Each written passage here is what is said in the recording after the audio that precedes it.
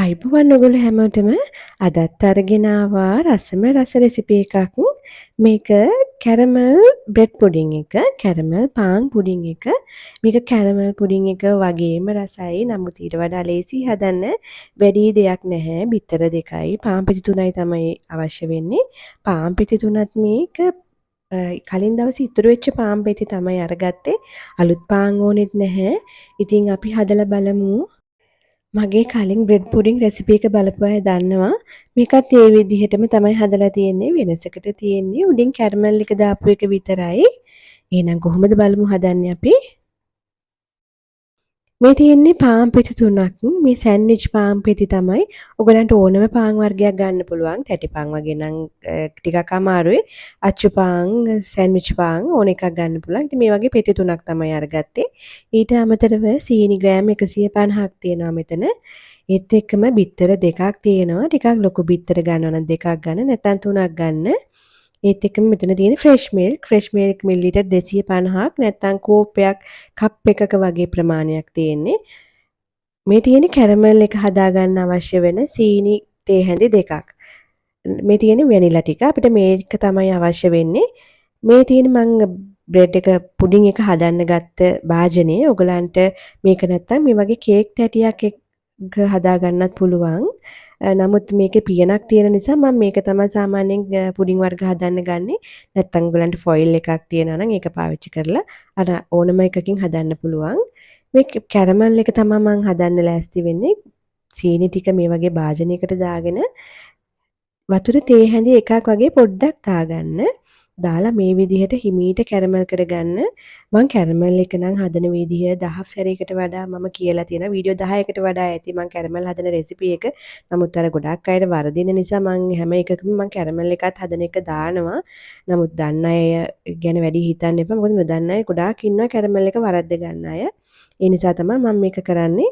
මේ විදිහට හැන්දක් පාවිච්චි නොකර මේක ලිපේ තියලම තියන්න. තියලා ඉවර වෙලා මේ වගේ පාට ලස්සනට එනකොට වතුර දාන්න තියෙන්නේ. වතුර මැන දාන්න අවශ්‍ය නැහැ මේ වෙලාවේදී. අපිට අතේ මිම්මට වතුර තේ හැන්දක මේස හැන්දක වගේ ප්‍රමාණයක් එකතු කරලා මේක අපිට මේ වගේ පැණි වගේ පදමට එනකොට වතුර ගතිය නැතුව පැණි වගේ පදමක් එනකොට ඔයගලන්ට තේරෙනවා ටික ඝනකම මිශ්‍රණයක්. ඒක එනකොට අපිට මේ භාජනයට උණුවීම වක් කරන්න තියෙන්නේ.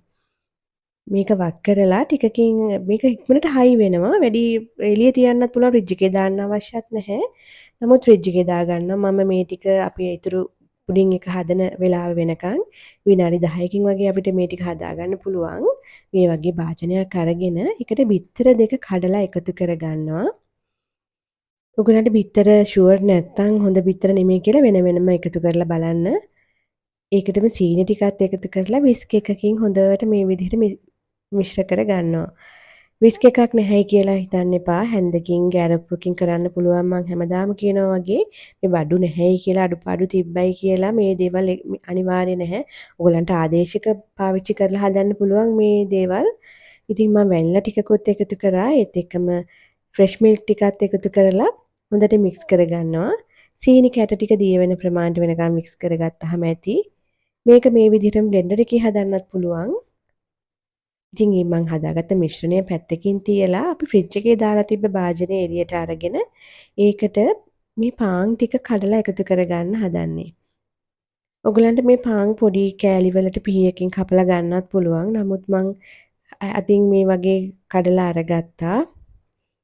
ඉතින් අපි ගෙදර කන්නනේ මේක හදන්නේ. ඒ නිසා තමයි සාමාන්‍යයෙන් මේ වගේ රෙසිපි මේ පාන් පුඩින් වගේ දේවල් අපි මිලදී කියන්නේ බිස්නස් කරන අය කරන්නේ නැහැ. ඉතින් ගෙදර කන්න තමයි. මොකද මේක තියන්න බෑ වැඩි දවස්. අපිට දවසක් නැත්තම් දෙකක් වගේ තමයි තියන්න පුළුවන්. ඒ නිසා තමයි මේවා මේ ගෙදර ගොඩක් වෙලාවට ගෙදර අයට කන්න තමයි මේ දේවල් හදාගන්නේ. ඔයගලන්ට ලේසියෙන්ම හදන්න පුළුවන් ඉතුරු වෙච්ච පාන් තියෙනවා නම් ඒ පාන් ටිකක් පොඩ්ඩක් විතර අපි තද කරලා ගොඩාක්ම නෙමෙයි අපි හදාගත්ත බිත්තර මිශ්‍රණය මේකට එකතු කරගන්නවා. මේ විදිහට පෙරලා එකතු කරගන්න. බිත්තර එකතු කරන ඕනම දෙයක් මේ විදිහට මේක පෙරෙනකින් පෙරා ගන්න.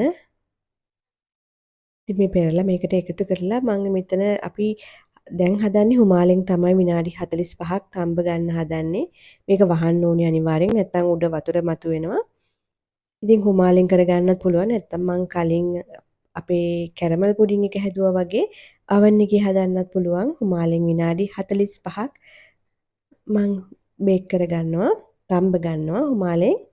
ඉතින් මේ තියෙන්නේ එහෙම විනාඩි 45ක් තම්බලා තව පැය භාගයක් විතර හොඳට නිමාගත්ත අපේ බ්‍රෙඩ් පුඩින් එක. මේක අනිත් පැත්ත හැරවුවහම හරිම ලස්සනයි. මේ බලන්න මේ වගේම තමයි හරිම රසයි මේක. ඉතින් හදලා බලන්න ඔයගොල්ලෝ අනිවාර්යෙන්. මගේ කැරමල් එකේ රෙසිපි හදලා ගොඩක් අය වීඩියෝස් දාලා තිබ්බා, ෆොටෝස් දාලා තිබ්බා. ඉතින් ඒ හැමෝටම ගොඩාක්ම ස්තුතියි. ඉතින් මේකත් හදලා බලන්න කියලා ආරාධනා කරනවා. මේකේ ෆොටෝ එකකුත් එහෙනම් එකතු කරන්න කමෙන්ට් සෙක්ෂන් එකට. මගේ අනිත් වීඩියෝස් බලන යාළුවෝ හැමෝටම ගොඩාක්ම ස්තුතියි. මාත් එක්ක හැමදාම දිගටම ඉන්න යාළුවෝ ගොඩාක් ස්තුතියි කියලා කියන ගමන් ගිහින් එන්නම්. ඔයගොල්ලෝ හැමෝටම සුබ දවසක්.